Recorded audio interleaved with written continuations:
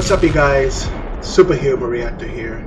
I'm sorry I had to record this straight to the webcam because I'm gonna have to react the whole entire 40 minutes of the nostalgia critic Spider-Man, which is the 2002 Spider-Man, Tobey Maguire. So let's see what he has to say about this movie, because it's been a long overdue about this. I mean, it's a good classic. It's a good, first time I saw this was in theaters in 2002. I was like, ooh, I can't say man, right? But I was like young at that time. But yeah, I love the movie, but now it's nostalgic. So yeah, let's see what Nostalgia Critic has to say about 2002 Spider-Man. So let's react to this in 3, 2, 1. Let's do it. By the way, I think it's going to be part 4 of this video or part 2 of this video. I don't know, but we'll see. We'll find out how, because it's a 40-minute video. Anyway, let's do this. Boy!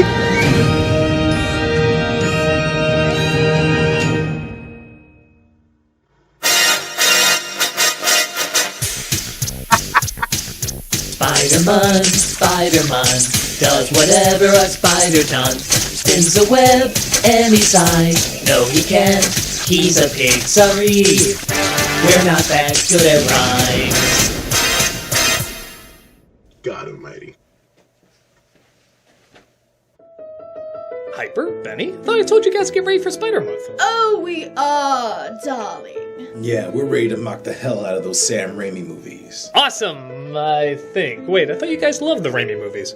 I mean, I've made fun of them for years, but you two have always defended them. That's one of the reasons I brought you in, to get a different point of view. Oh, that's when we were children, darling. Little babies. Oh. Yeah, we've grown a lot since then. As you can tell by our grow-upping demeanor. Oh, really? So now you see them as silly movies? Of course, darling. The Raimi films are ridiculous. Laughably ridiculous. That's so funny. I've been saying that for years, and everybody's been looking at me like I was crazy. They are awful. Simply the worst kind of awful. Well, I don't know if I go that far. Now that we have real Spider-Man movies, As well as real comic book movies in general. we've been enlightened with age, and now we see them for the shit that they really are. Well, I wouldn't call them shit. What are you talking about? You've mocked them more than anyone, darling. I know, but I guess I've always had a bit of a soft spot for them. Gasp! Are you saying you actually like those baby movies? Yes. I don't know. Compared to the millions of other comic book movies we have now, they are kind of unique. Looks like he's one of those man-children that can't let go of his happy memories. Hey, there is good money to be made with that. I mean, I was telling you guys these movies were silly. You obviously haven't matured like we have. Come, dear, let us venture to where the adults are. Joke's on you, you're on the internet, a mental fountain of youth. Nobody grows up here! Am I really gonna end up defending these movies? There's an interesting backlash that's been going on with the Sam Raimi films as well as the Mark Webb films. In honor of Spider-Month, we're gonna look at both of these series, but for now, let's start with the Sam Raimi movies. In the past, they were mostly well received, gaining praise from critics and audiences, and even hailed as trailblazing groundbreakers. With the release of even bigger fan favorites though, like the MCU Spider-Man films and even the Oscar-winning Into the Spider-Verse, many are looking back at these and seeing them as, well, corny. It's a Norman Rockwell type of superhero, light, goofy, and living in a romanticized universe. No playing in the streets. Yes, Mr. Spider-Man. Don't get me wrong, the first 2 Superman movies do the same thing, and they're hailed as some of the best comic book films ever made. But, how do I put this? If Superman is the Murder in Mississippi of Norman Rockwell's work, Spider-Man is the After the Prom of Norman Rockwell's work. The Supermans could get really intense, morally difficult, and epically powerful. Kids could watch them, but they were mostly for adults. The Spider-Mans were occasionally emotional, but leaned more towards non-threatening imagery and ideas. I still have no idea why this movie is PG-13. Was it this look? Cover your children's eyes! The Spider-Man comics could be goofy too, but they didn't shy away from dark choices and heavy themes, treated with as much seriousness as possible. These... Are you in, or are you out? It's you who's out, Gobby. Out of your mind. do seem to be more kid-focused, don't they? But with all that said, this is a very unique universe I don't see much in comic book movies. There's tons of films like Batman, there's tons of films like Iron Man, but with Spider-Man, nobody really talks like they talk here. Nobody really acts like how these characters act. Nobody lives in such a friendly yet odd environment. It's like if Pleasantville had pumpkin bombs, right down to Tobey Maguire's in both of them. But the question remains, does that make these good films or bad films? Like you even have to ask, darling. You know, I think I can handle this without you adults, so piss off! Come, darling. Let us snort our way out of here. The best way to figure this out is to look at all the films in order, beginning with the original Spider-Man.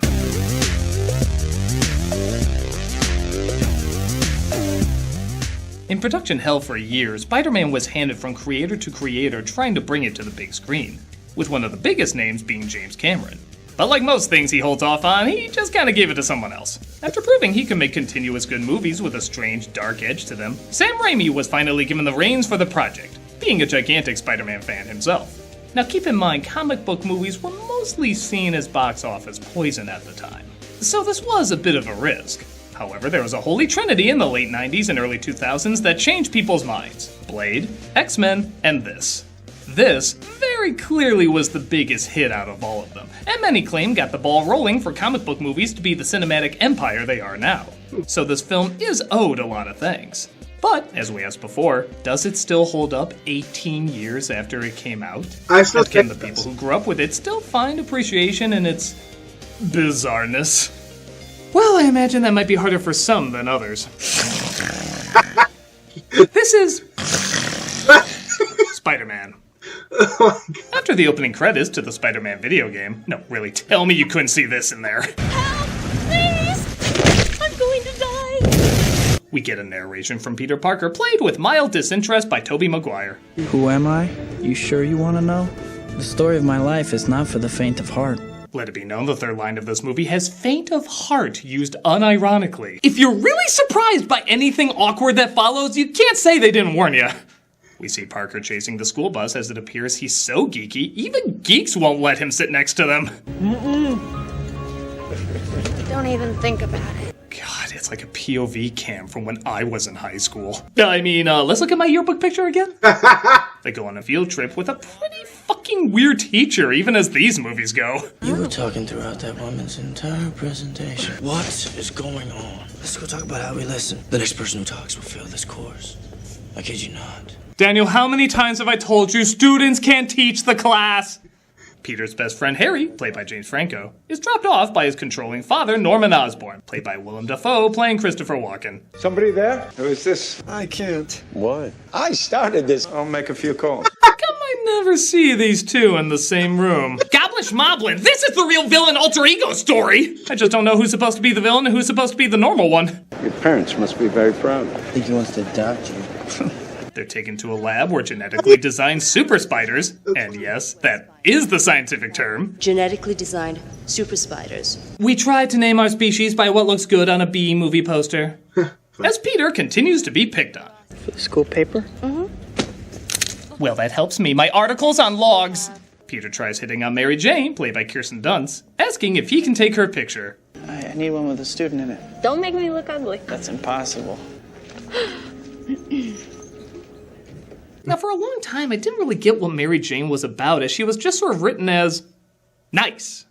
I think Dunst had the same issue because she looks like she has no idea what to do with this character aside from being nice. When I read more Spider-Man comics, though, I found she's supposed to be more of an energized extrovert. Kind of like Rogue from X-Men, or Andrea Beaumont from Mask of the Phantasm, or, honestly, Kirsten Dunst from Eternal Sunshine of the Spotless Mind. So she can clearly play this role of someone that has a tough life, but puts that energy into being super active and positive. Here, we got the tough life part down, but every scene it looks like she's praying, nay, pleading for direction about what her character is supposed to be, as she's running out of ways of just being nice. Terry, relax. You'll think I'm a stupid little girl with a crush. I'd like a cheeseburger. No, I guess not.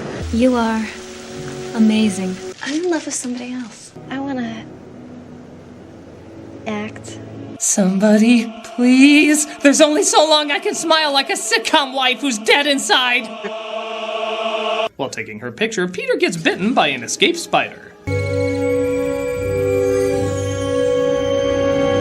Subtle. Meanwhile, at Oscorp, Norman is showing the military his new glider technology.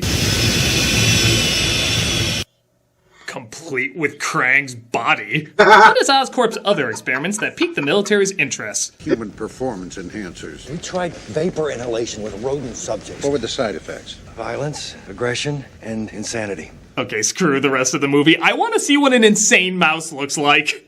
Does it do cartwheels? Does it eat its own hand? Why watch these goofballs when we could be seeing this the whole time? You are the syphilis to everything I've worked so hard for, you miserable poisonous sack of disease. But brain! Shut it, bitch. The military tells Oscorp if they can't produce successful human trials or non-crazy rats, they're going to give funding to another company. Meanwhile, Peter makes it home to his Aunt May and Uncle Ben, feeling the effects of the spider bite. You won't have a bite? No thanks. Had a bite. What's that all about? Maybe our wallpaper's making him sick again. Why did we go at VeggieTales' funeral? Peter begins to transform, as that seems to be the pattern tonight, with Norman using himself as the human trial. We'll have lost the contractor quest, and Oscorp will be dead. Get me the promochloroparazine. We will perfect the ultimate mouthwash. Dick. He's exposed to all his farts from the lighthouse, causing him to go insane, killing his partner. Meanwhile, Peter, through spider science, seems to wake up cool. Oh, creepy boy with his room window staring right at his high school crush. I think those hands were hairy and wet long before that spider ever bit him. Hey, Michelangelo, don't forget we're painting the kitchen right after school. Got it? Don't start without me. And don't start up with me. I don't have a prayer to survive this film, do I? No, dear. At school, Peter discovers he has amazing abilities, and Mary Jane discovers she can't even have lunch without having to be rescued.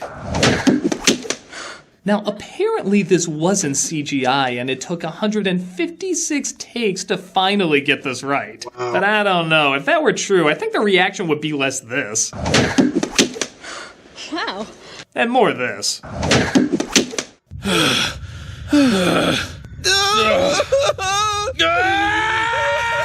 That was pure luck! I was not in control of that situation at all! He continues to go through spider puberty as he can't talk to girls, while goo spews out of him, and things get messy without having any control. Yeah.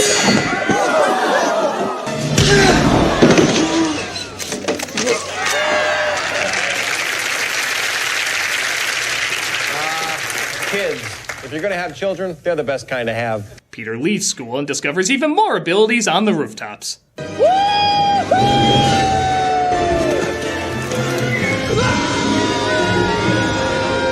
To those wondering if these hideous effects look good back then, Lord of the Rings The Two Towers came out the exact same year. These effects were awful! Wow! But don't worry, as the film goes on, they get... I forgot about that. These effects were awful! Up and away, web! Peter tries summoning his web again, but can't seem to recreate it. Fly!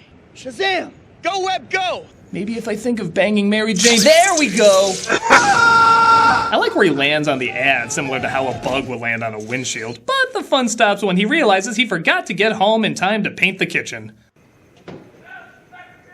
Uncle Ben's drunk again. Oh. It looks like Mary Jane's father is yelling at her, which might be why this awkward romantic scene comes across like two 6-year-olds acting in a school play.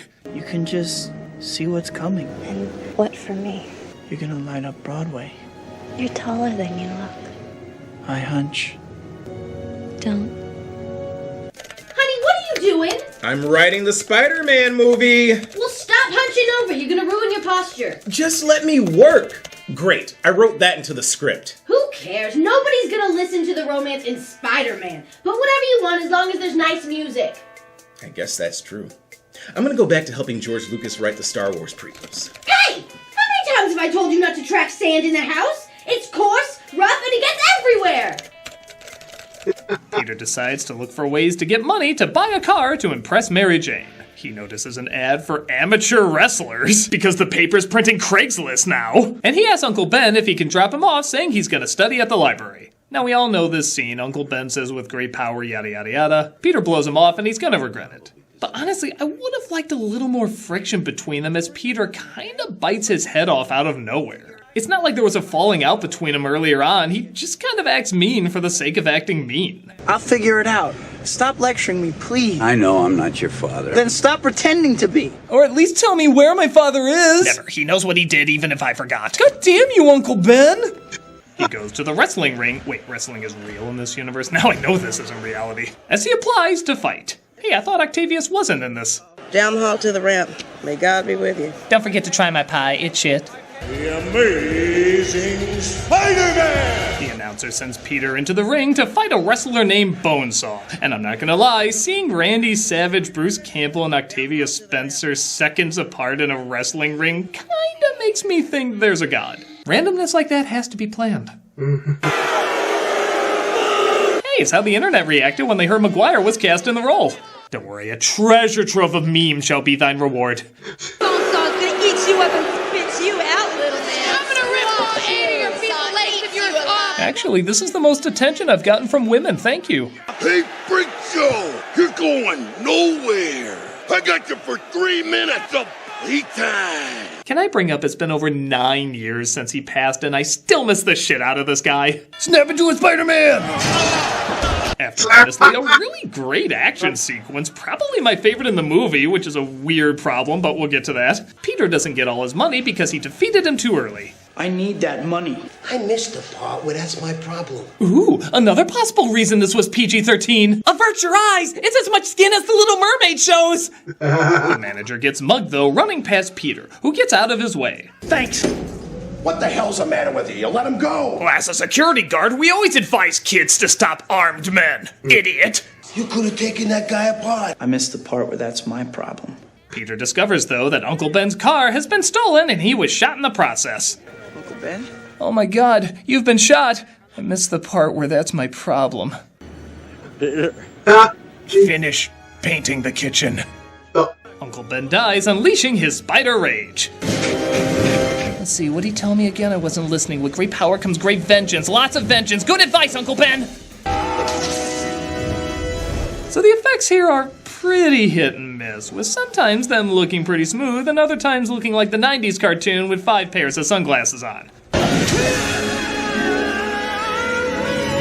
The funny thing is, a lot of this sequence is hard to see, but the part you're supposed to not see, the carjacker's face, is clearly shown in a number of different shots. Oh my god, it's you! I only had 12 opportunities to notice that!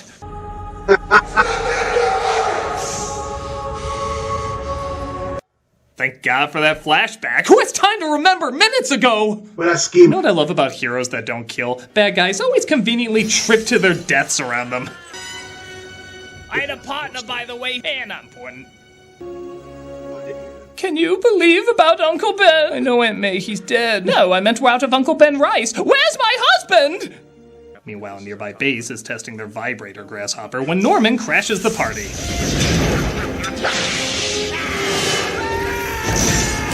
That seems how a general would react. No duck and cover or locate any weapons, just tell my wife I died, not screaming like my wife! Cut to everybody graduating as Norman seems to be happier for Peter than he is for his own son. I know this has been a difficult time for you. Excuse me, I have a tumor to fill with this pent-up aggression. If you ever need anything, just give me a call. You're like a brother to Harry. That makes you family. You're like a brother I wish my son had, minus my son. Spontaneously cut to Peter crying. Trust me, you'll get used to that. As he admits he was thinking about Uncle Ben. Get used to that too. You were meant for great things. You won't disappoint him. Unless you give a really weak entrance by awkwardly walking by papers, barely showing your mask when you had an epic World Trade Center intro from the teaser ready to go. Batman shows his wings, Superman flies, Spider-Man judges you like you ate his McGriddle. Spider Epic! Yeah, this scene from the teaser was clearly meant to start this montage off, but it was cut due to 9/11. They have a second of it in there, but it's played so fast without the original build-up that if you blink, you miss it. It's super weak, allowing us to focus on how kind of weird a lot of these New Yorkers are.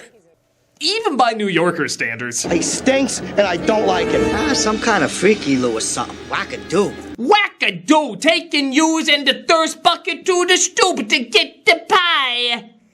Get a load of this! What, were Kim Possible and Ron Stoppable robbing a place? Guy with 8 hands. Sounds hot. I am 100% digging this Xena reboot. The blonde looks great. He has those tights and that tight little... Whoa, watch it. This is a PG-13. You can't say... backside. Excuse me, darling, but it seems like you find this movie rather ridiculous. Well, yeah, I never said it wasn't, but I am still... invested enough. Oh yeah, that's a quote for the movie. Spider-Man, I was invested enough. You know, you're making my job of praising a movie I said was overpraised very difficult. Well, that's what happens when you're a grown-up. I will prove to you there is something beneficial here for adults. You do that, while we continue being adults. Come, darling, let's use our free time discussing how there's no free time. Oh, that's very adult. Rather. People need to die younger. Oh.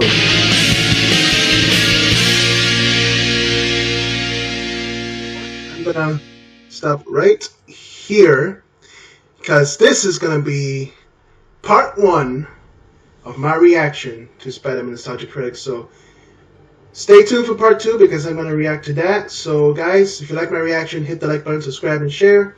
Don't forget to comment below. Tell me what you thought of the part 1 of the Nostalgia Critic of Spider-Man.